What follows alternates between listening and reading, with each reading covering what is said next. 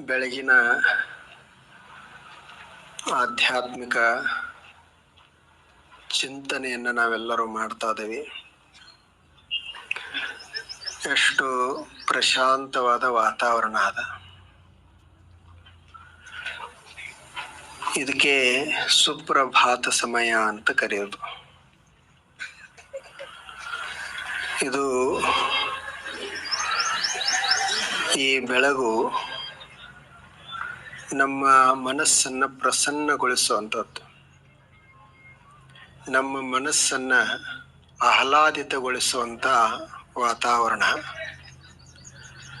ಇಂಥ ಬೆಳಗ್ಗಿನ ವಾತಾವರಣದಲ್ಲಿನೇ ಋಷಿಗಳು, ಸಂತರು, ಶರಣರು ಕುಳಿತುಕೊಂಡು ಚಿಂತನೆಯನ್ನು ಮಾಡ್ತಿದ್ದರು. ಅವರು ಬದುಕನ್ನು ಕುರಿತು ಬಹಳಷ್ಟು ಆಲೋಚನೆಯನ್ನು ಮಾಡಿದರು. ಹೇಗೆ ಬದುಕಿದರೆ ನಮ್ಮ ಜೀವನ ಸಾರ್ಥಕ ಆಗ್ತದ, ಹೇಗೆ ಬದುಕಿದರೆ ನಮ್ಮ ಬದುಕಿನಲ್ಲಿ ಸಮಸ್ಯೆಗಳು ಕಡಿಮೆ ಆಗ್ತಾವು, ಇವುಗಳನ್ನೆಲ್ಲ ಆಲೋಚನೆಯನ್ನು ಅವರು ಮಾಡಿದರು. ಅಂತ ಕೆಲವು ಆಲೋಚನೆಗಳನ್ನು ಕೆಲ ದಿವಸಗಳಿಂದ ನಾವೆಲ್ಲ ನೋಡ್ತಾ ಇದ್ದೀವಿ.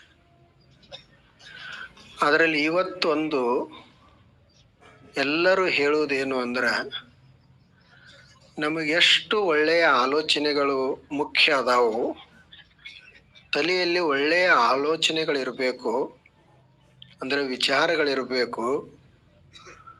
ಅಷ್ಟೇ ಮಹತ್ವದ್ದು ಇನ್ನೊಂದು ಯಾವುದು ಅಂದ್ರೆ, ನಮ್ಮ ಕೈಯಲ್ಲಿನೂ ಒಳ್ಳೆಯ ಕಾರ್ಯಗಳಿರಬೇಕು. ಬರೀ ವಿಚಾರ ಮಾಡಿದ ಮಾತ್ರಕ್ಕನೇ ಎಲ್ಲ ಆಗುವುದಿಲ್ಲ. ಆ ವಿಚಾರಗಳನ್ನು ಕಾರ್ಯರೂಪಕ್ಕೆ ತಂದರೆ ಮಾತ್ರ ನಾವು ಬಯಸಿದ್ದನ್ನು ಪಡಿಲಿಕ್ಕೆ ಸಾಧ್ಯ, ನಮ್ಮ ಬದುಕನ್ನು ರೂಪಿಸಿಕೊಳ್ಳಲಿಕ್ಕೆ ಸಾಧ್ಯ ಅನ್ನೋದನ್ನು ನಾವು ಅರಿತುಕೊಳ್ಬೇಕು. ಒಳ್ಳೆಯ ಕೆಲಸಗಳು ಬೇಕು ಮನುಷ್ಯನಿಗೆ. ಕೆಲಸ ಬಿಟ್ಟು ನಮಗಿರ್ಲಿಕ್ಕೆ ಆಗೋದಿಲ್ಲ.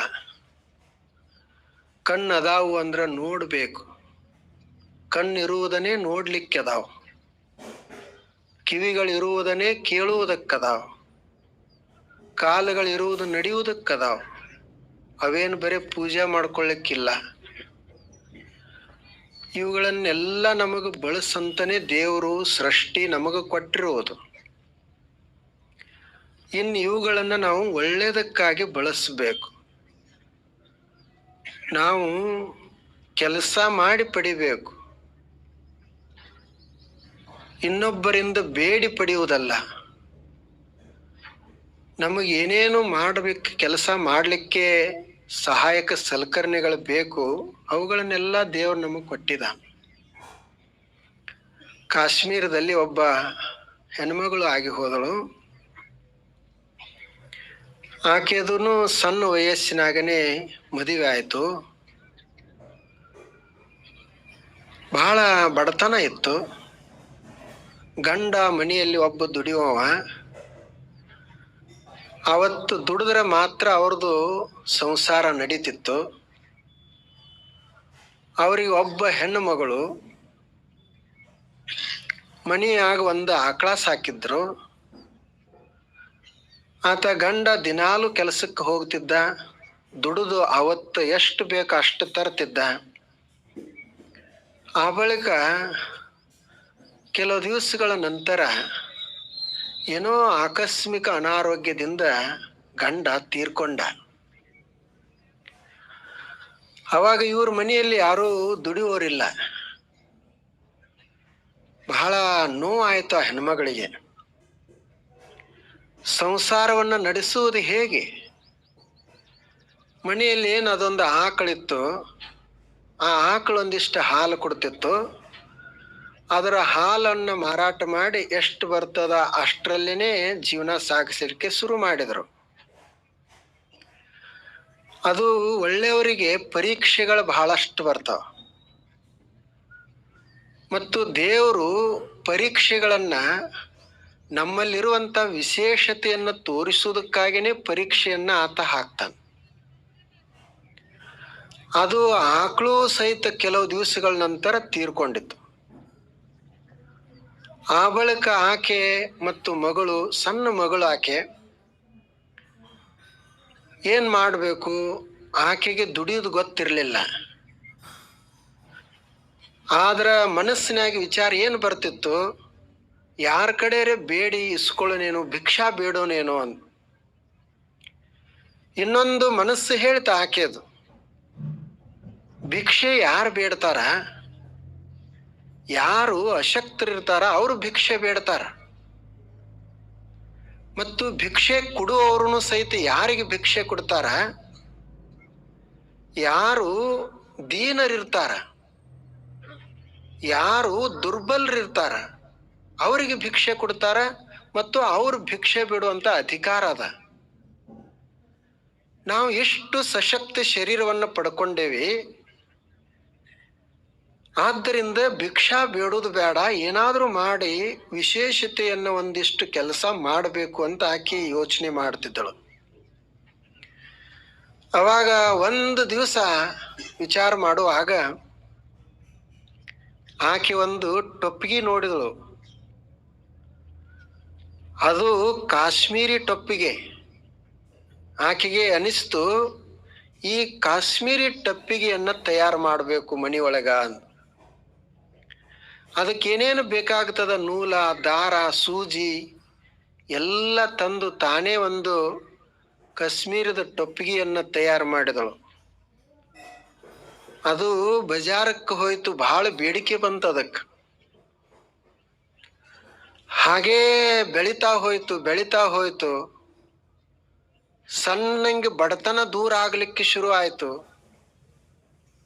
ಅನುಕೂಲತೆ ಸಾಕಷ್ಟು ಬರ್ಲಿಕ್ಕೆ ಶುರು ಆಯ್ತು. ಆಕೆ ಮುಂದೆ ಹೇಳ್ತಾಳೆ ಏನು ಅಂದ್ರೆ, ನಾನು ಅವಾಗ ಅಬಲೆ ಅಂತ ಹೇಳಿ ಭಿಕ್ಷಾ ಬೇಡಿದ್ದೆ ಅಂದ್ರ ಜೀವನದ ತನಕ ಭಿಕ್ಷಾನ ಬೇಡಬೇಕಾಗ್ತಿತ್ತು. ನಾನು ಅಬಲೆ ಅಲ್ಲ, ನಾನು ಸಮರ್ಥಳು, ಏನಾದ್ರೂ ಕೆಲಸ ಮಾಡ್ಬೇಕಂತ ತಲೆಯಾಗ ಹಾಕೊಂಡಕ್ಕಾಗಿ ಇವತ್ತು ನಾನು ಇಂಥ ದೊಡ್ಡ ಕೆಲಸವನ್ನ ಕೈಕೊಂಡೆ. ಆಕೆ ಹೇಳುವುದೇನು ಅಂದ್ರೆ, ದುಡಿಯುವವರಿಗೆ ಕೆಲಸ ಕಡಿಮಿಲ್ಲ, ಆದ್ರೆ ಯಾರೇ ನಮಗ ಕೆಲಸ ಕೊಡ್ಲಿ ಅಂತ ಏನ ಅಪೇಕ್ಷೆ ಮಾಡ್ತಾರ ಅವ್ರಿಗೆ ಕೆಲಸ ಸಿಗುವುದಿಲ್ಲ. ಉತ್ಸಾಹಿಗಳಿಗೆ ಉದ್ಯಮದ ಯಾವ ಕೊರತೆ ಇಲ್ಲ, ಅವ್ರು ಎಂದೂ ನಿರುದ್ಯೋಗಿಗಳಾಗೋದಿಲ್ಲ. ಇನ್ನ ದುಡಿಲಾರದಂತ ಮನುಷ್ಯರಿಗೆ ಉದ್ಯೋಗ ಇದ್ರೂ ಅವರು ನಿರುದ್ಯೋಗಿಗಳಿದ್ದಂಗನೇ ಇರ್ತಾರೆ. ನಾವು ಕೆಲಸ ಮಾಡುವುದು, ಇನ್ನೊಬ್ಬರ ಕೈ ಕೆಳಗಡೆ ಕೆಲಸ ಮಾಡುವುದು ಅಷ್ಟೇ ಉದ್ಯೋಗ ಅಲ್ಲ, ಅದು ಉದ್ಯೋಗನೇ ಅಲ್ಲ. ಅದು ಕೂಲಿ ಮಾಡುವುದಂತ ಕರೀತಾರೆ. ಅದಕ್ಕೆ ಉದ್ಯೋಗ ಅಲ್ಲ, ಅದು ಕೂಲಿ ಮಾಡೋದು. ನಮ್ಮ ದೇಶದಲ್ಲಿ ಒಬ್ಬರು ದೊಡ್ಡ ವ್ಯಕ್ತಿಗಳದಾರ, ಅವ್ರದೊಂದು ದೊಡ್ಡ ಕಂಪನಿ ಅದ.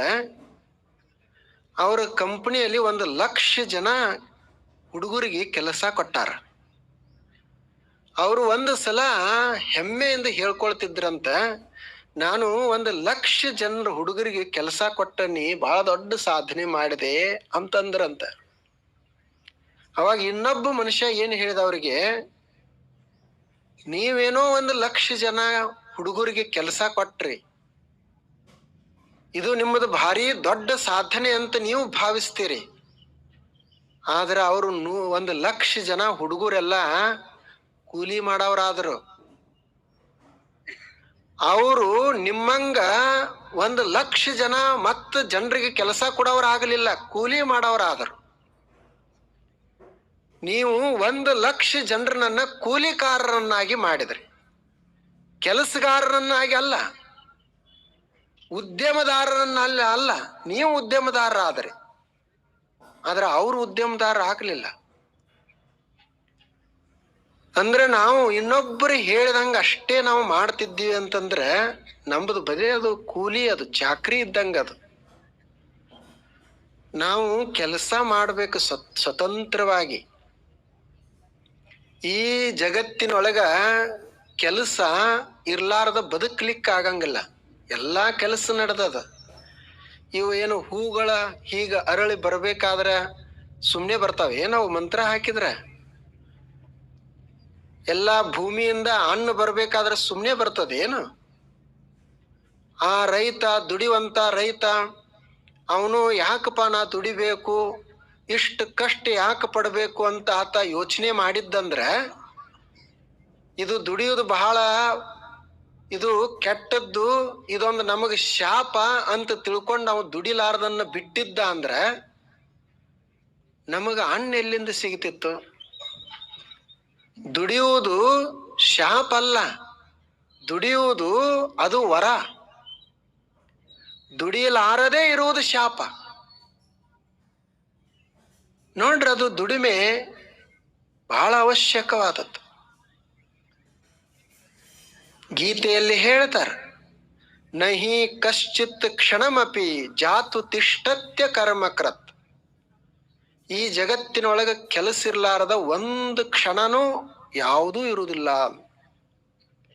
ಭೂಮಿ ಎಷ್ಟು ವೇಗದಲ್ಲಿ ತಿರುಗ್ತಾ ಅದ, ಸೂರ್ಯ ಚಲಿಸ್ತಾ ಅದಾನ, ಗಾಳಿ ಚಲಿಸ್ತಾ ಅದ, ಎಲ್ಲ ಕೆಲಸ ನಡೆದದಂತ ಹೇಳಿ ನಾವು ಇಲ್ಲಿ ಈಗ ಕುಳ್ತೀವಿ. ನಾವೇನ್ ತಿಳ್ಕೊಂಡ್ವಿ ಅಂದ್ರೆ ಆರಾಮ ಕುಳ್ತೀವಿ ಅಂತ ತಿಳಿದೀವಿ. ಇಲ್ಲಿ ಲಕ್ಷಾಂತರ ಜನ ಕೆಲಸ ಮಾಡ್ತಾದ, ಸೃಷ್ಟಿ ಎಲ್ಲ ಕೆಲಸ ಮಾಡ್ತಾದ, ಅದಕ್ಕೆ ಸ್ವಲ್ಪ ಆರಾಮದ. ಮತ್ತು ನಾವು ಹಾಗೆ ನಮ್ಮ ಶರೀರ, ಈಗ ನಮ್ಮ ಶರೀರದಲ್ಲೇನೆ ಕೆಲಸ ನಡೆದದ. ಹೃದಯ ಕೆಲಸ ಮಾಡ್ತದ, ತಲೆ ಕೆಲಸ ಮಾಡ್ತದ, ಮನಸ್ಸು ಕೆಲಸ ಮಾಡ್ತಾದ, ಯಾವುದೂ ಖಾಲಿ ಇಲ್ಲ. ಆದ್ದರಿಂದ ಕೆಲಸ ನಾವು ಹಾಗೆ ಮಾಡ್ತಾನೆ ಇರ್ಬೇಕಾಗ್ತದ. ಆಗುವುದಿಲ್ಲ ಅಂತ ಕೂಡುವುದಲ್ಲ. ನಾವು ದೊಡ್ಡ ದೊಡ್ಡವ್ರದ್ದು ಬರೀ ಅವ್ರ ವೈಭವನ್ನ ನೋಡ್ತೀವಿ, ಏನಪ್ಪಾ ಎಷ್ಟು ಆರಾಮದಾರ ಅಂತೀವಿ.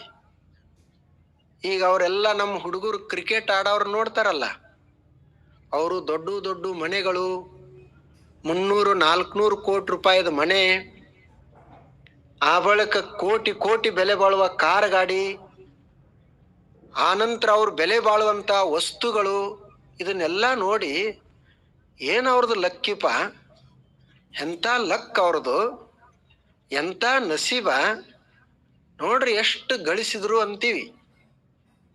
ಆದ್ರೆ ಅವ್ರು ಏನು ದೊಡ್ಡ ದೊಡ್ಡ ಮನೆಗಳದಾವಲ್ಲ, ಆ ಮನ್ಯಾಗ ಅವ್ರು ಇರುವುದ ಕಡಿಮೆ. ಯಾಕೆ ಅಂತಂದ್ರ, ಈಗ ಕ್ರಿಕೆಟ್ ಆಟ ಆಡ್ಬೇಕು, ಆಟ ಎಲ್ಲಿ ಆಡ್ಬೇಕು? ಹೊರಗೆ ಗ್ರೌಂಡ್ದಾಗೆ ಆಡ್ಬೇಕು. ಅಲ್ಲಿ ಗ್ರೌಂಡ್ದಾಗ ಯಾರು AC ಹಾಕಿರ್ತಾರೆ ಏನು? ಬಿಸಿಲಾಗೆ ಆಡ್ಬೇಕು. ಅಲ್ಲೇನು ಮಣ್ಣಿನ ಮೇಲೆ ಓಡಾಡ್ಬೇಕು. ಮತ್ತು ಎಷ್ಟು ದಿವಸ ಆಡ್ಬೇಕು? ವರ್ಷದಾಗ ಒಂದ್ಸಲ ಆಡ್ರೆ ಗೆಲ್ತಾರೆ ಏನು? ದಿವಸ ಆಡ್ಬೇಕು. ದಿನಾಲು 10-15 ತಾಸು ಅಭ್ಯಾಸ ಮಾಡ್ಬೇಕು. ಹಿಂಗ 10-15 ವರ್ಷ ಆಟ ಆಡ್ಬೇಕು. ಅವಾಗ ಒಂದು ದಿವಸ ಅವರು ವರ್ಲ್ಡ್ ಚಾಂಪಿಯನ್ ಆಗ್ತಾರೆ. ಮುಂಬೈದಾಗ, ಹೊರದೇಶದಲ್ಲಿ ಲಂಡನ್ದಾಗ ಮನಿ ತೋತಾರ. ನಮಗ್ 15 ವರ್ಷ ಬಿಸಿಲಾಗ ನಿಂತದ್ ಮರೆತು ಹೋಗ್ತದ. ಬರೇ ಒಂದು ದೊಡ್ಡ ಮನಿ ತಗೊಂಡದ್ದು ಒಂದೇ ನೆನಪು ಉಳಿತೈತಿ, ಕಾರ್ ಗಾಡಿ ತಗೊಂಡದ್ದು ಒಂದೇ ನೆನಪಾಯ್ತು. ಆದ್ರೆ ಅವ್ರ ಪರಿಶ್ರಮ ಪಟ್ಟದ್ದು ಎಷ್ಟು ಪರಿಶ್ರಮ ಪಡ್ಬೇಕಾಗ್ತದ. ಆದ್ದರಿಂದ ಅವ್ರು ಹೇಳುವುದೇನು ಅಂತಂದ್ರ, ದುಡಿಮೆ ಇದು ಬಹಳ ಮಹತ್ವದ ಮುಖ್ಯವಾದದ್ದು. ನಾವು ಏನ್ ಅದರಿಂದ ಸಂಪಾದನೆ ಮಾಡ್ತೀವಿ ಮುಖ್ಯ ಅಲ್ಲ. ನಮ್ಮ ಹತ್ತಿರ ಎಷ್ಟೇ ಇದ್ರೂ ಮನುಷ್ಯ ದುಡಿತಾನೆ ಇರ್ಬೇಕು. ಈಗ ಅಂಬಾನಿ ಅವ್ರ ಹತ್ತಿರ ಸಂಪತ್ತು ಎಷ್ಟದ ಅಂದ್ರ, ಅವ್ರ ಮಕ್ಕಳು 100 ವರ್ಷ ಕುಳಿತು ತಿಂದ್ರು ಏನೂ ಸವಿದಿಲ್ಲ.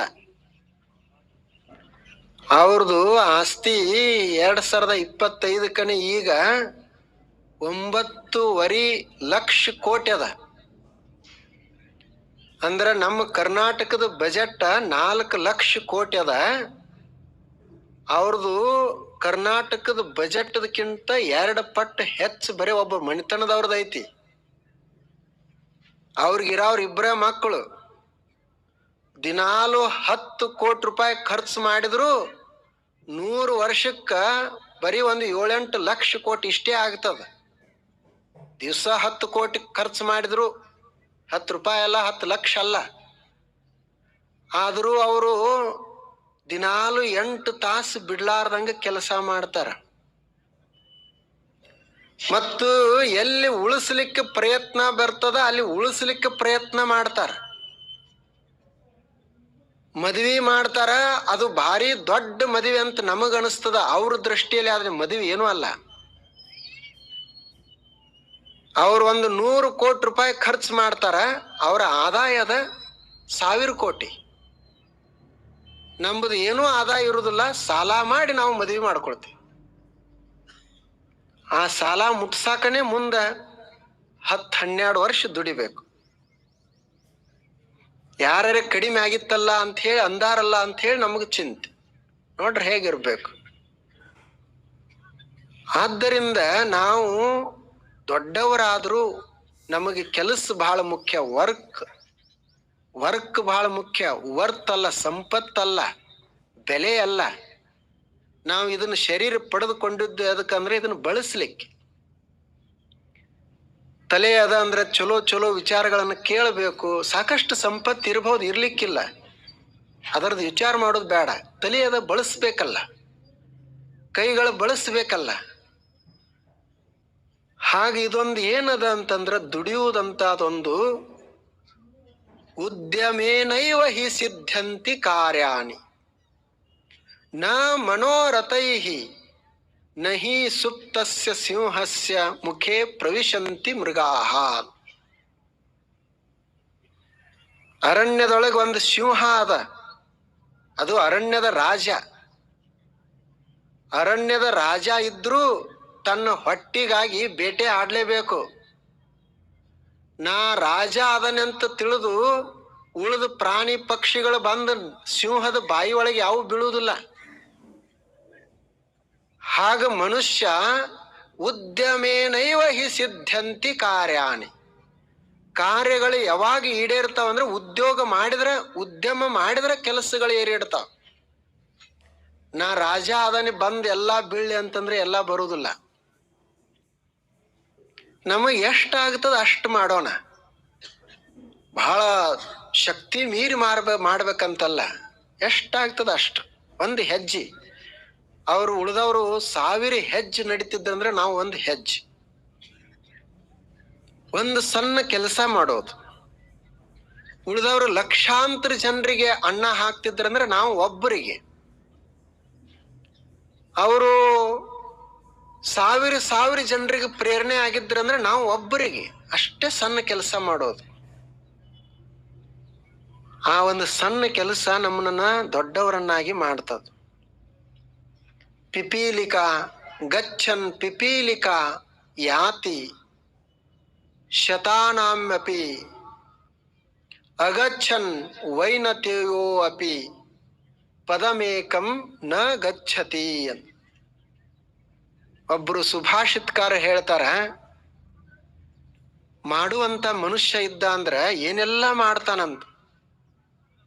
ಮಾಡ್ಲಾರ್ದಂತ ಮನುಷ್ಯ ಅವನಲ್ಲಿ ಎಂತ ಸಾಮರ್ಥ್ಯ ಇದ್ರು ಅವ ಏನೂ ಮಾಡುವುದಿಲ್ಲ. ಅವರು ಒಂದು ಉದಾಹರಣೆಯನ್ನು ಕೊಡ್ತಾರ. ಪಿಪೀಲಿಕಾ ಅಂದ್ರೆ ಇರುವಿ, ಸಣ್ಣ ಇರುವಿ.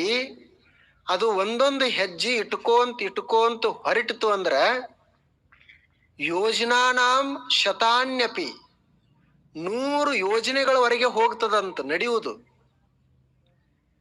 ಇನ್ನು ನಡಿಲಾರ್ದಂತ ಹದ್ದ ಗರುಡಿರ್ತದಲ್ಲ, ಅದು ತಾಸಿಗೆ ಅಷ್ಟು ವೇಗವಾಗಿ ಹಾರ್ತದ. ಆದ್ರೆ ಅದಕ್ಕೆ ಹೋಗು ಮನಸ್ಸಿಲ್ಲ. ಈಗ ಕುಳಿತದ ಸುಮ್ಮನೆ. ಮೈಯಾಗ ತಾಕತ್ತದ, ಮೈಯಲ್ಲಿ ಸಾಮರ್ಥ್ಯ ಅದ, ಹಾರಬಲ್ಲದ್ದು. ಆದ್ರೆ ಈಗ ಅದು ಕೂತದ, ಏನೂ ಹೋಗುದಿಲ್ಲ, ಒಂದು ಹೆಜ್ಜೆ ಸಹಿತ ಮುಂದೆ ಹೋಗುವುದಿಲ್ಲ. ಆದ್ರೆ ಇರುವಿಗೆ ಮೈಯಾಗ ಸಾಮರ್ಥ್ಯ ಇಲ್ಲ, ನಡಿಬೇಕಂತ ಪ್ರಯತ್ನ ಮಾಡ್ತದ. ಅದು 100 ಯೋಜನಾ ದೂರ ಹೋಗ್ತದ, 100 ಕಿಲೋಮೀಟರ್ ಹೋಗ್ತತಿ, ಹೋಗಬಹುದು. ಹಾಗ ಮಾಡುವಂತ ಮನುಷ್ಯ ಏನೆಲ್ಲ ಸಾಧನೆ ಮಾಡಬಹುದು. ಇನ್ನು ಮಾಡ್ಲಾರ್ದವನ ಹತ್ತಿರ ಎಷ್ಟೇ ಏನೇ ಇದ್ರೂ ಅವ ಏನೂ ಮಾಡುವುದಿಲ್ಲ, ಅವನಿಂದ ಏನೂ ಆಗುವುದಿಲ್ಲ. ಮಾಡಬೇಕಾಗ್ತದ ಮನುಷ್ಯ. ಅದಕ್ಕೆ ಅಬ್ದುಲ್ ಕಲಾಂ ಅವ್ರು ಇದ್ರಲ್ಲ, ಅವರು ಹೋದಲ್ಲೆಲ್ಲ ಹೇಳವರು, ಎಲ್ಲ ವಿದ್ಯಾರ್ಥಿಗಳಿಗೆ ಹೇಳವರು. ಅವ್ರದ್ದು ಭಾರಿ ಪ್ರಸಿದ್ಧ ಕೋಟ್ ಅದು ಏನು ಅಂದ್ರೆ, ಸ್ಮಾಲ್ ಏಮ್ ಈಸ್ ಕ್ರೈಮ್.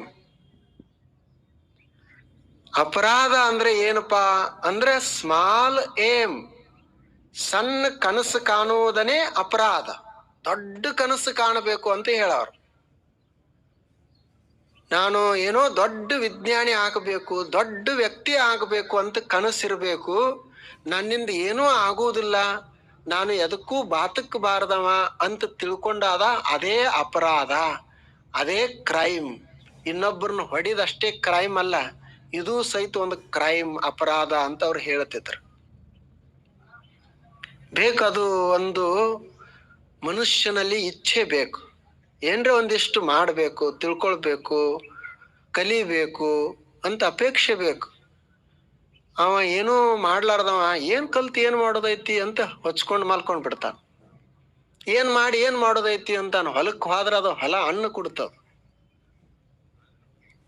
ದುಡಿತಾ ಇರಬೇಕು ಮನುಷ್ಯ. ಇದು ಒಂದು ಅಂಶ ನಮ್ಮ ಬದುಕಿನಲ್ಲಿ ಮಹತ್ವದಾದದ್ದು. ಒಬ್ಬ ಹೆಣ್ಮಗಳು ಆಗಿ ಹೋದಳು, ಆಕೆ ಅಮೇರಿಕದವಳು. ಈ ಒಲಿಂಪಿಕ್ಸ್ದಲ್ಲಿ ಬಹಳ ದೊಡ್ಡ ಹೆಸರು ಆಕೆ. ವಿಲ್ಮಾ ರುಡಾಲ್ಫ್ ಅಂತ ಆಕೆ ಹೆಸರು, ಬಹಳ ವಿಶೇಷದ. ಆಕೆ 3 ಗೋಲ್ಡ್ ಮೆಡಲ್ಗಳನ್ನು ತೆಗೆದುಕೊಂಡಾಳ, ಬಂಗಾರದ ಪದಕಗಳನ್ನ ಆಟದೊಳಗ. ನಾವು ಅನ್ಬೋದು ಅವೇನು ಗೋಲ್ಡ್ ಮೆಡಲ್ ಯಾರ ತೆಗೆದುಕೊಂಡಿರ್ಬಹುದು ಅಂತ ಅನಿಸ್ಬಹುದು, ಆದ್ರೆ ಅಷ್ಟು ಸುಲಭ ಇಲ್ಲ ಅವು. ಒಟ್ಟು ಭಾರತೀಯರು ನಾವು ಎಲ್ಲರೂ 140 ಕೋಟಿ ಮ್ಯಾಲ ಅದೇವಲ್ಲ. ಈಗ ನಾವು ಎಲ್ಲರೂ ಕೂಡಿ ನಮ್ಮ ಭಾರತ ದೇಶದ ಗೋಲ್ಡ್ ಮೆಡಲ್ಗಳ ಬರೀ 10 ಅದಾವ. 10 ಗೋಲ್ಡ್ ಮೆಡಲ್. ಆಕೆ ಒಬ್ಬಕ್ಕಿನೇ 3 ಗೋಲ್ಡ್ ಮೆಡಲ್ ತಗೊಂಡಾಳ. ನೋಡ್ರಿ ಹೇಗಿರ್ಬೇಕು. ಆದ್ರೆ ಆಕೆ ಸಾಹಸ ಎಂತದಂದ್ರ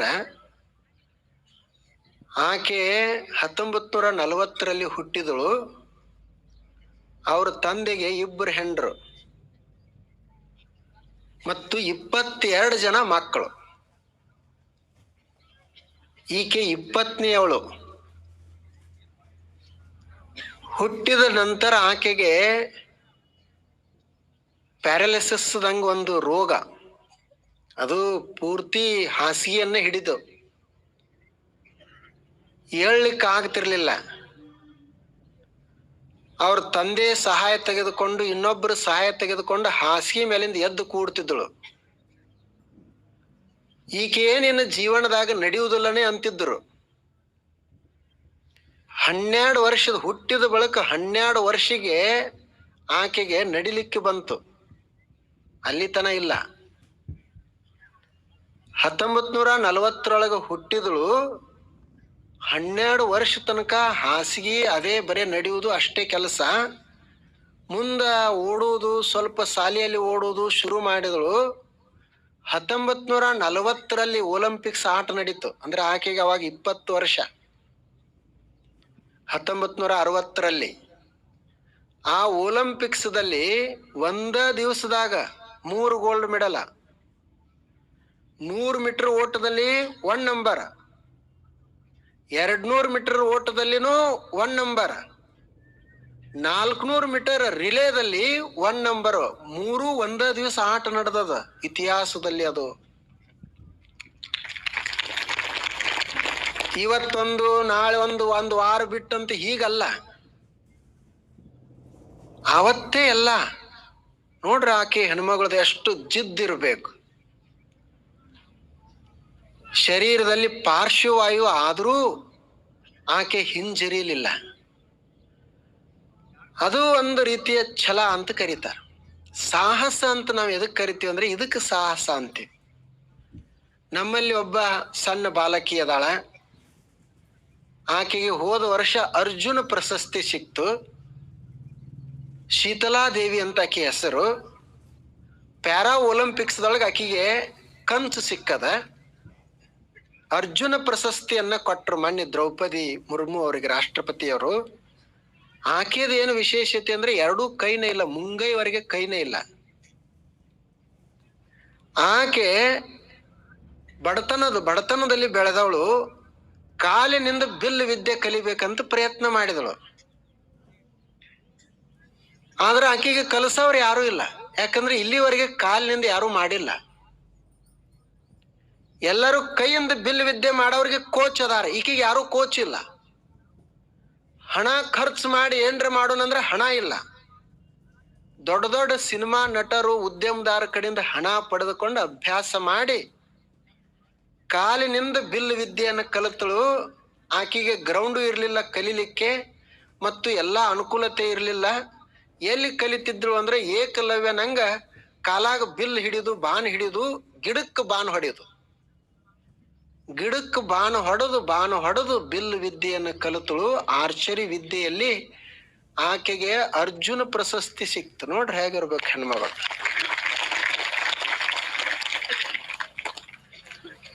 ಅದು ಮಾಡುವವ್ರದೊಂದು ಸಾಹಸ.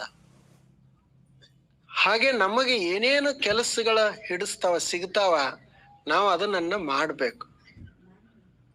ನಮ್ಮಲ್ಲಿ ಎಲ್ಲ ಎಷ್ಟು ಜನ ಯುವಕರದಾರ ಅಂತ ಹೇಳ್ತಾರ, ಬಹಳ ಜನ ಚಲೋ ಯುವಕರದಾರ. ಅದ್ರೊಳಗ ಇನ್ನೇನು ಕೆಲವ್ರು ಎಲ್ಲ ಯುವಕರದಾರಲ್ಲ, ಅವ್ರಿಗೆ ಮೊಬೈಲ್ ಬ್ಯಾಲೆನ್ಸ್ ಯಾರು ಹಾಕ್ಸ್ಬೇಕಂದ್ರ ಅವ್ರ ಅವ್ವ ಅಪ್ಪ, ವೃದ್ಧ ಅವ್ವ ಅಪ್ಪ ದುಡ್ದ ಇವ್ರ ಮೊಬೈಲ್ ಕರೆನ್ಸಿ ಹಾಕ್ಬೇಕು.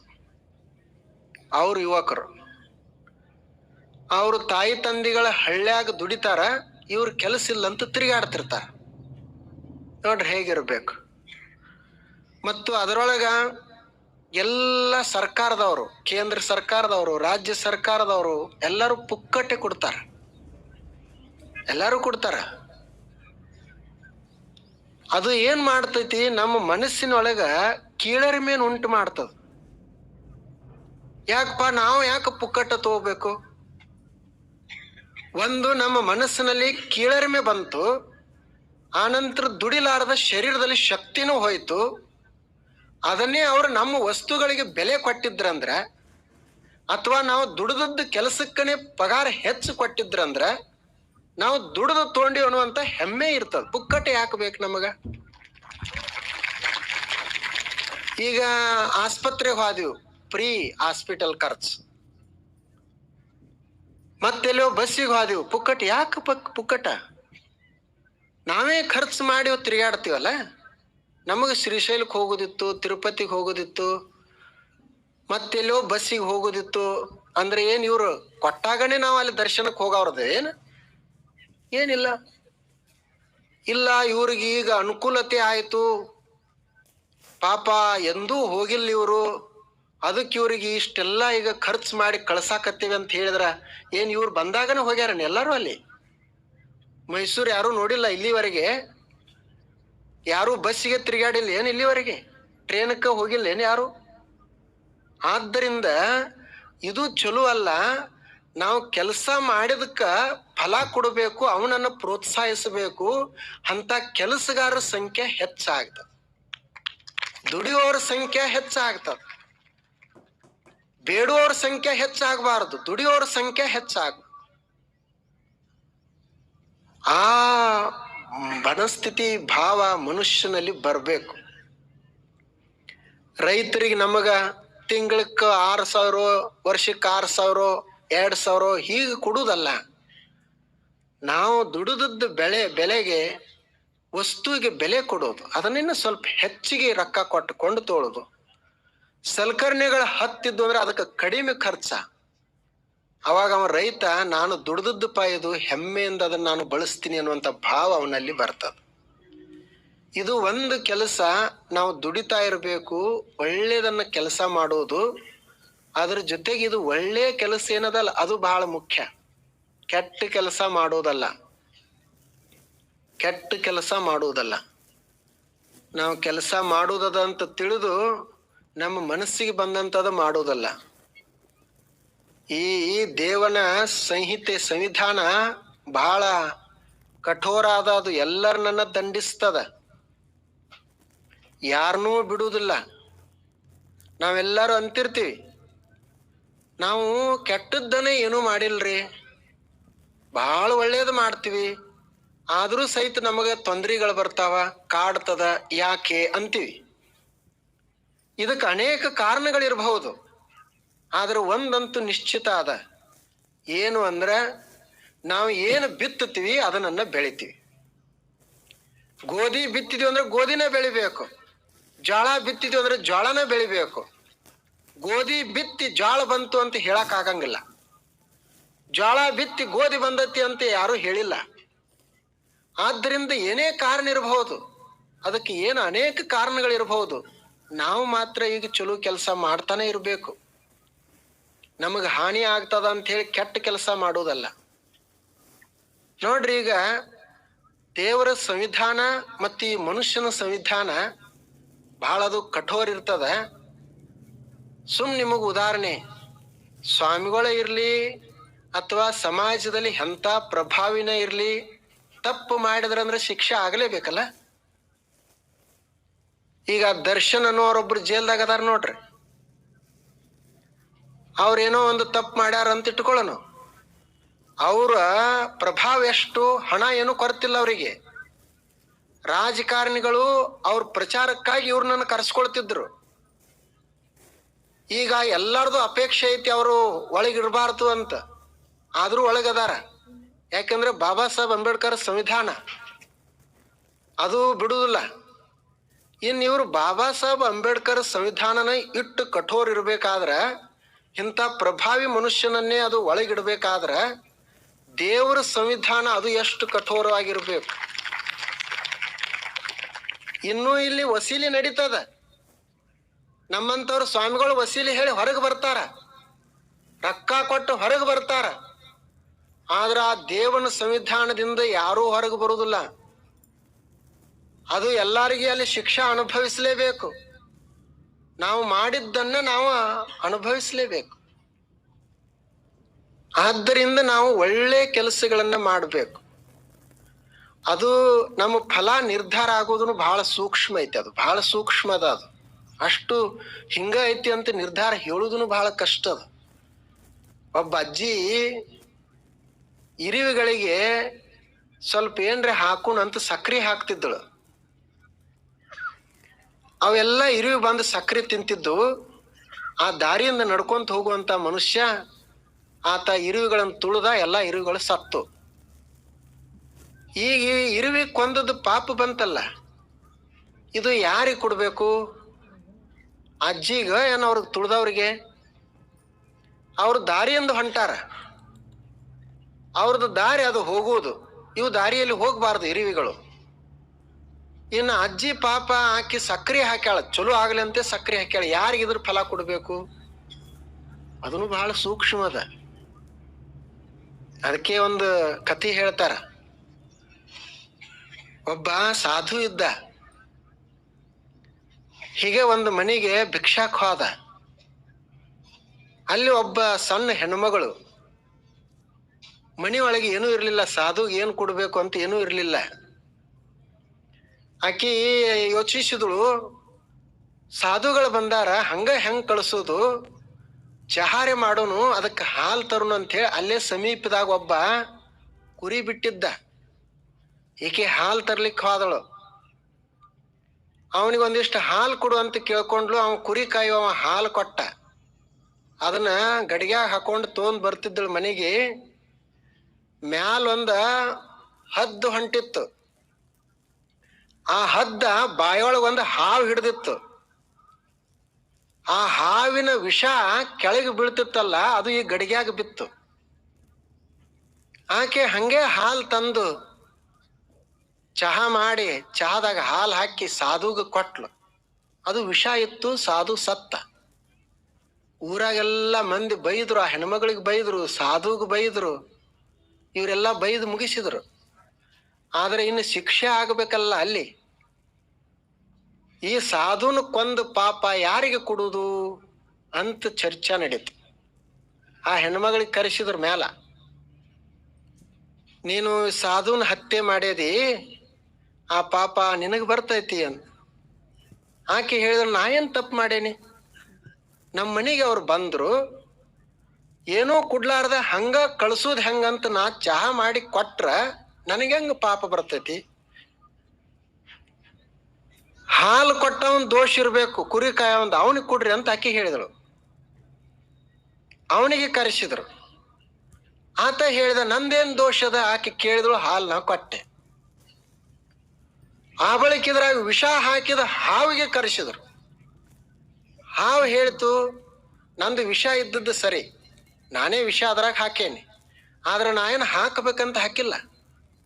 ಅದು ಹದ್ದು ತೊಗೊಂಡು ಹೊಂಟಿತ್ತು, ನನ್ನ ಮುಖ ಕೆಳಗಾಗಿತ್ತು, ವಿಷ ತಾನೇ ಬಿದ್ದದ, ನನಗೂ ಬರುದಿಲ್ಲ ಅಂತದ ಹಾವ. ಆ ಬಳಿಕ ಹದ್ದಿಗೆ ಕರೆಸಿದ್ರು. ಹದ್ದಿಗೆ ಕೇಳಿದ್ರು, ನೋಡಿ ನಾ ಸಾಧುನ ಹತ್ಯೆ ಮಾಡಿದ ಪಾಪ ನೀ ತಗೋಬೇಕು. ಅದು ಹದ್ದಿ ಹೇಳಿತ್ತು, ನಂದೇನು ದೋಷ ಐತಿ? ಸೃಷ್ಟಿ ಒಳಗೆ ನಿಯಮನ ಹಿಂಗೈತಿ, ಹುಳುಗಳನ್ನ ಅದು ಹಿಡ್ಕೊಂಡು ಹೋಗ್ರಿ ಅಂತ ನಮಗೆ ಹೇಳ್ಯಾರ ದೇವ್ರು. ನಾವು ಹಿಡ್ಕೊಂಡು ಹೊಂಟೀವಿ, ಅದ್ರ ಮುಖ ಏನು ಕೆಳಗಾಗೈತೋ ಮ್ಯಾಲಾಗೈತೋ ನಾ ಏನ್ ನೋಡ್ಲಿ? ಏನ್ ಮುಖ ಹಿಂಗ ಇರ್ಬೇಕು ಅಂತ ಹೇಳ್ಯಾರ? ಏನಿಲ್ಲ, ನಮ್ಮ ಆಹಾರನೇ ಅದು ಐತಿ, ಹಿಡ್ಕೊಂಡು ನಾವು ಹೊಂಟಿದ್ದೆ.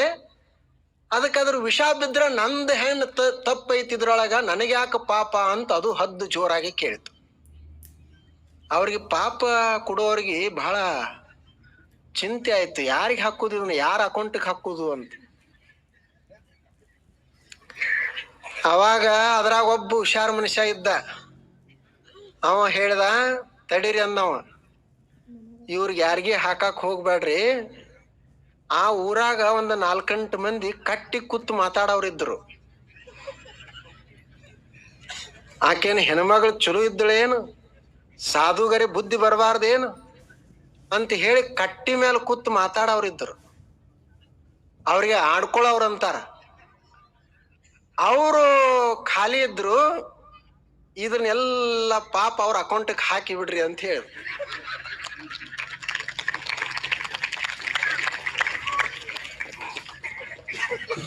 ಅದಕ್ಕೆ ಹಳ್ಳ್ಯಾಗ ಏನ್ ಹೇಳ್ತಾರ, ಮಾಡಿದವ್ರ ಪಾಪ ನೋಡ್ರಿ ನಿಮ್ಗೆ ಎಷ್ಟು ಚಂದ ಗೊತ್ತೈತಿ. ಅವ್ರು ಮಾಡಿದವ್ರು ಮರ್ತ್ ಆರಾಮದಾರ, ನಾವು ನಮ್ಮ ತಲೆಯಾಗ ಹಾಕೊಂಡು ನಮ್ಮ ತಲೆ ನಾವೇ ಕೆಡಿಸ್ಕೊಳ್ಳೋದು. ಅವ್ರು ಮಾಡಿದವ್ರು ತಣ್ಣಗದಾರ, ಯಾಕೆ ಅದನ್ನ ತೊಳೆದು? ಆದ್ದರಿಂದ ಅದು ಕರ್ಮ ಏನಂತ ನಿರ್ಧಾರ ಮಾಡೋದು ಬಹಳ ಕಷ್ಟ ಐತಿ. ನಾವು ನಮಗ್ ಅನಿಸ್ಬೇಕಿದು ಚಲೋ ಅದ ಅಂತ, ಇಷ್ಟೇ, ಇದು ಒಳ್ಳೆಯ ಕೆಲಸ, ಇದು ಉದ್ದೇಶ ನಮ್ಮದು ಚಲೋ ಐತಿ. ಅದರದ್ದು ಮುಂದೆ ಏನ್ ಆಗ್ತೈತಿ ಅಂತ ನಾವು ಅದನ್ನ ಎಲ್ಲಾ ನಿರ್ಧಾರ ಈಗ ಮಾಡಕ್ ಆಗಂಗಿಲ್ಲ. ಈಗ ನಮ್ಮ ಕೆಲಸ ಒಂದು ಒಳ್ಳೆ ಕೆಲಸವನ್ನ ಮಾಡೋದು. ಅಪ್ಪುಗಳು ಒಬ್ರದ್ದು ಸಂಗೀತಗಾರಂದು ಹೇಳ್ತಿದ್ರು, ಒಬ್ಬ ದೊಡ್ಡ ಸಂಗೀತಗಾರ ಇದ್ದಂತ. ನೋಡ್ರಿ ದೇವ ಕಾರ್ಯ, ಮನುಷ್ಯನ ಕಾರ್ಯಗಳು ಹೆಂಗಿರ್ತಾವ ಅನ್ನೋದಕ್ಕೆ ಹೇಳ್ತಿದ್ರು. ಆತ ಹಾಡ ಹಾಡಿದ್ರ 1000 ಲಕ್ಷ ಜನ ಕಿವಿ ಕೊಟ್ಟು ಕೇಳ್ತಿದ್ರು. ಅವನಿಗೆ ಸಂಪತ್ತಿನ ಕೊರತೆನೂ ಯಾವುದೂ ಇರಲಿಲ್ಲ. ಒಂದು ಸಲ ಹೀಗ ಬಜಾರಕ್ಕೆ ಹೋಗಿದ್ದ. ಅಲ್ಲಿ ಒಬ್ಬ ಹುಡುಗ ಭಿಕ್ಷಾ ಬೇಡ್ತಿದ್ದ, ಸಣ್ಣ ಹುಡುಗ. ಪಾಪ ಅವನ್ ನೋಡಿದ್ರೆ ಇವೇನು ಭಿಕ್ಷುಕ ಅಲ್ಲ, ಆದ್ರೂ ಭಿಕ್ಷಾ ಬೇಡಾಕತ್ಯಾನ, ಯಾಕೆ ಕೇಳ್ತಿರ್ಬೇಕು ಅಂತ ಇವ್ರಿಗೆ ಕುತೂಹಲ ಬಂತು. ಆ ಹುಡುಗನಿಗೆ ಕರೆಸಿದ್ರು, ಕೇಳಿದ್ರು, ಏನಾಗೈತಿ, ಭಿಕ್ಷಾ ಯಾಕೆ ಕೇಳ್ತಿ, ಇಷ್ಟು ಚಲೋ ಹುಡುಗದದಿ ಅಂತ ಕೇಳಿದ್ರು. ಅವ ಹುಡುಗ ಹೇಳಿದ, ಏನಿಲ್ಲ, ನಮ್ಮ ಮನೆಯಲ್ಲಿ ನಮ್ಮ ತಾಯಿಗೆ ಆರೋಗ್ಯ ಸರಿ ಇಲ್ಲ, ಆಕೆ ಹಾಸಿಗೆ ಹಿಡ್ದಾಳ, ಆಕೆನೇ ನಮಗ್ ದುಡ್ದು ಹಾಕ್ತಿದ್ದಳು, ಈಗ ಆಕೆನೇ ಹಾಸಿಗೆ ಹಿಡ್ದಾಳ, ಆಕೆಗೆ ಔಷಧ ಉಪಚಾರಕ್ಕೆ ರೊಕ್ಕಿಲ್ಲ, ನಾನು ಹೀಗ ಒಂದಿಷ್ಟು ಭಿಕ್ಷಾ ಬೇಡಿ ಏನು ಹಣ ಬರ್ತದ ಅದರಿಂದ ಔಷಧ ಕುಡಿಸ್ಬೇಕಂತ ಮಾಡೇನಿ ಅಂತಂದವ ಹುಡುಗ. ನೋಡ್ರ ಅವಂದು ಪಾಪ. ಅವಾಗ ಸಂಗೀತಗಾರನಿಗೂ ಬಹಳ ನೋವು ಅನಿಸ್ತು. ಆತ ಹಂಗಾದ್ರೆ ತಡಿ, ಒಂದು ಕೆಲಸ ಮಾಡೋಣ, ಅಲ್ಲೇ ಬಜಾರದಲ್ಲಿ ಅವೇನಾತ ವಾದ್ಯಗಳಿದ್ದು ತೆಗೆದುಕೊಂಡು ಹಾಡ್ಲಿಕ್ಕೆ ಶುರು ಮಾಡಿದ. ಬಹಳ ದೊಡ್ಡ ಸಂಗೀತಗಾರ. ಎಲ್ಲ ಜನ ಎಲ್ಲ ಅವನ ಹಾಡುಗಳನ್ನು ಕೇಳಿದಂಥವ್ರು ಹಿಂಗ ಬಜಾರ್ದಾಗ ಹಾಡಾಕತ್ತೇನಂದ್ರೆ ಬಹಳ ಸಂತೋಷ ಆಯ್ತು. ಬಂದವರೆಲ್ಲ ರೊಕ್ಕ ಕೊಡುವವರು, ಅಲ್ಲಿ ರೊಕ್ಕ ಇಡುವವರು. ಆತ ಹೇಳಿದ, ನಿಮಗೆ ಯಾರ್ಯಾರು ಕೊಡ್ಬೇಕಂತ ಅನಿಸೈತಿ ಎಲ್ಲಾರು ನಿಮಗೆ ಸಂತೋಷ ಆಯ್ತಂದ್ರ ಕೊಡ್ರಿ ಅಂತ ಹೇಳಿದ. ಎಲ್ಲರೂ ಬಂದವರು ಕೊಟ್ರು. ಅದು ರೊಕ್ಕದ್ದೊಂದು ಗಂಟಾಯ್ತು. ಒಂದು ಅರ್ಧ ತಾಸು ಹಾಡಿದ್ದ ಅಷ್ಟೇ. ಆ ಬಳಿಕ ಎಲ್ಲ ರೊಕ್ಕ ಗಾಳಿ ಮಾಡಿ ಅದನ್ನೊಂದು ಗಂಟು ಕಟ್ಟಿ ಹುಡುಗನನ್ನ ಅವ್ರ ಮನೆಗೆ ಕರ್ಕೊಂಡು ಹೋಗಿ ಅವ್ರ ತಾಯಿ ಏನು ಹಾಸಿಗೆ ಮೇಲೆ ಮಲಗಿದ್ಳು ಆಕೆಗೂ ಭೇಟಿಯಾಗಿ, ನೋಡಿ ಇದನ್ನ ತೆಗೆದುಕೋ, ಎಷ್ಟು ಹಣ ಅದ ಇದು, ನೀನು ನಿನಗೆ ಉಪಚಾರ ಮಾಡ್ಕೋ, ಔಷಧ ಉಪಚಾರ ಮಾಡು, ನಿನ್ನ ಮಗ ಭಿಕ್ಷಾ ಬೇಡ್ಲಿಕ್ಕೆ ಬಂದಿದ್ದ, ಸುಮ್ಮನೆ ಅವನಿಗೆ ಅನುಕೂಲ ಆಗಲಿ ಅಂತ ಇದೊಂದು ಸಣ್ಣದೊಂದು ಕೆಲಸ ಮಾಡೇನಿ, ಇದೇನು ಬಹಳ ದೊಡ್ಡ ಕೆಲಸ ಅಲ್ಲ, ನಿನಗೆ ಸಹಾಯ ಆಗಲಿ ಅಂತ ಕೊಟ್ಟ. ನೋಡ್ರಿ, ಇದು ಎಂಥ ಕಾರ್ಯ ಅಂತ ಕರೀತಾರೆ. ಇಂಥವಕ್ಕನೇ ಸತ್ ಕಾರ್ಯಗಳು ಅಂತ ಕರೆಯೋದು. ಇವುಗಳಿಗೇನೆ ದೇವ ಕಾರ್ಯ ಅಂತ ಕರೆಯೋದು. ಅವೇನು ತನ್ನ ಮನೆ ಹಣ ಖರ್ಚು ಮಾಡಲಿಲ್ಲ, ಅವನಲ್ಲಿ ಕಲೆ ಇತ್ತು, ಅದನ್ನ ಬರೇ ಒಂದು ಅರ್ಧ ತಾಸು ಬಳಸಿದ, ಅದರಿಂದ ಬಂದ ಹಣವನ್ನ ಒಂದು ಒಳ್ಳೆಯ ಕೆಲಸಕ್ಕೆ ಉಪಯೋಗಿಸಿದ. ಹಾಗ ನಮಗೆ ಏನೇನು ಕಾರ್ಯಗಳು ಬರ್ತಾವ, ಯಾವ್ಯಾವುದು ನಮಗೆ ಸಾಧ್ಯತೆ ಸಾಮರ್ಥ್ಯ ಇರ್ತದ, ಅದನ್ನು ಬಳಸಿಕೊಂಡು ಒಳ್ಳೆಯ ಕೆಲಸಗಳನ್ನ ಮಾಡೋದು, ಇದು ಒಂದು ಬಹಳ ಮಹತ್ವದ್ದು. ನಮಗೆ ಯಾವಾಗ ಸಮಾಧಾನ ಸಿಗ್ತೈತಿ ಅಂದ್ರೆ ನಾವು ಒಳ್ಳೆಯ ಕೆಲಸಗಳನ್ನ ಮಾಡ್ತಾ ಇದ್ದೀವಿ ಅಂತಂದ್ರೆ, ಎಷ್ಟು ವರ್ಷಗಳವರೆಗೆ ನಾವು ಎಲ್ಲಿವರೆಗೆ ಇರ್ತೀವಿ ಅಲ್ಲಿವರೆಗೆ, ಜೀವೇಮ ಶರದ ಶತಂ, ಮತ್ತು 100 ವರ್ಷದವರೆಗೆ ಒಳ್ಳೆಯ ಕೆಲಸಗಳನ್ನ ಮಾಡ್ತಾನೆ ಇರುವುದು. ಯಾವ ವಯಸ್ಸಿಗೆ ಅಂಥ ಕೆಲಸಗಳ ಒಗ್ಗತವ ಅಂಥ ಕೆಲಸ ಮಾಡೋದು. ಆದ್ರೆ ನಮಗೆ ಕೊಟ್ಟಿರುವಂತ ಆಯುಷ್ಯವನ್ನ ನಾವು ಸರಿಯಾಗಿ ಉಪಯೋಗಿಸಬೇಕು. ಒಂದು ಕ್ಷಣವೂ ಸಹಿತ ಅದರಲ್ಲಿ ವ್ಯರ್ಥ ಆಗ್ಲಾರ್ದಂಗ ನೋಡ್ಕೊಳ್ಬೇಕು. ನಮಗೊಂದು ಕಂಠಿತ್ತು ಅಂದ್ರೆ ಹಾಡಿ ಸಂತೋಷ ಪಡುವುದು, ಇಳಿದವ್ರನ್ನು ಸಂತೋಷ ಪಡಿಸೋದು. ಒಳ್ಳೆಯ ವಿಚಾರಗಳಿದ್ದು ಅಂದ್ರೆ ಒಬ್ಬರಿಗೆ ಸಹಾಯ ಮಾಡೋದು. ನಮ್ಮಲ್ಲಿ ದೈಹಿಕ ಸಾಮರ್ಥ್ಯ ಇತ್ತು ಅಂದ್ರೆ ಒಂದಿಷ್ಟು ಸೇವಾ ಮಾಡೋದು. ನೋಡ್ರಿ, ಇದೇ ಕಾರ್ಯ ಒಳ್ಳೆಯದು ಅಂತ.